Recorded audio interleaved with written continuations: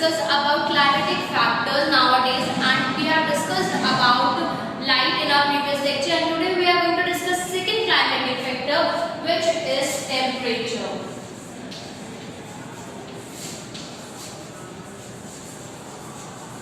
So it is also interconnected with light because heat is coming from light is coming from energy, and that is coming from sunlight falling on the earth, and that moderates the temperature of the earth. Temperature is a variable factor and it is influenced by time, it is influenced by latitude, it is influenced by slope, by direction, and also by industrialization. But the basic thing which affects the temperature is the light, because the sunlight is coming from the sun, is the ultimate source of energy on the earth, and it brings heat and light to the sun, and the heat it brings, that causes the temperature of the earth. Now temperature affects so many things.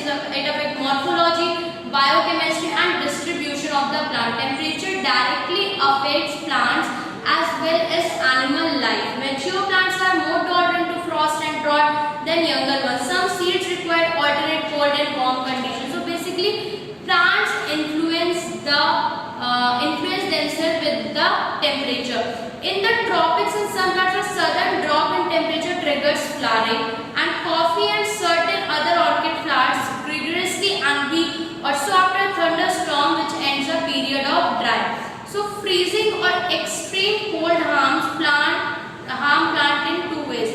If the temperature becomes low and the atmosphere becomes freezing and cold harms are starting, so there are two types of harm: intercellular freezing and intracellular freezing.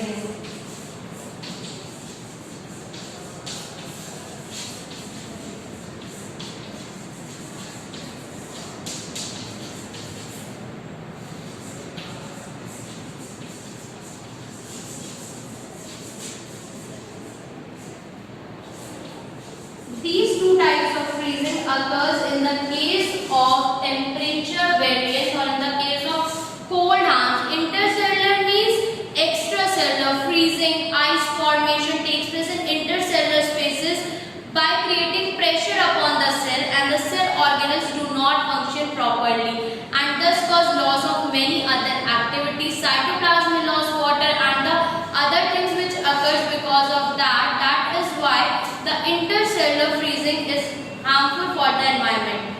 And now coming to the next, which is intracellular. Sometimes young plants are kept on low water supply and then in low temperature for a short duration. These plants will become more resistant to freezing and drought. This process is called hardening of the plants, and many plants become susceptible to disease, like maize becomes very susceptible below 13 degrees Celsius. Temperature also affects plants in geodistribution, that means on poles and on high altitudes the protoplasm is destroyed due to freezing. Therefore, they have the thin equator than poles, and solar rays have to travel shorter distances to reach there. So these are some of the factors which influences plants to grow. Now according to some ecologists, temperature is the greatest importance in the distribution of plants and the entire vegetation of the earth. So it is divided into four categories. Number first is megatherms.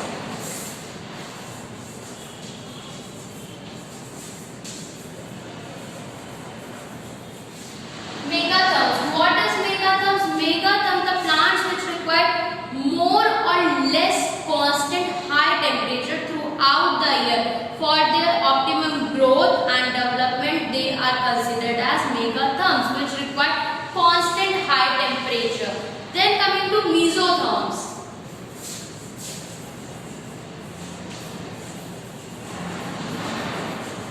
Mesotherms are also the category of plants based upon the temperature which are capable of enduring considerably low temperature during some period of the year, such as winter months.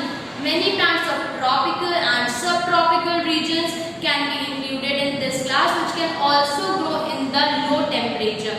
Now comes the microtherms.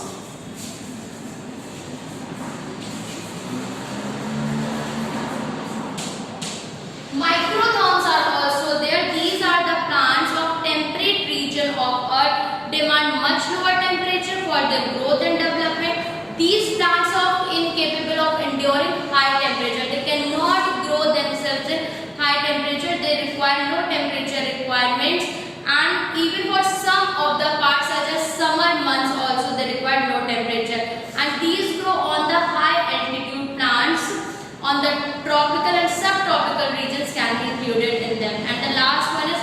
hexotherms.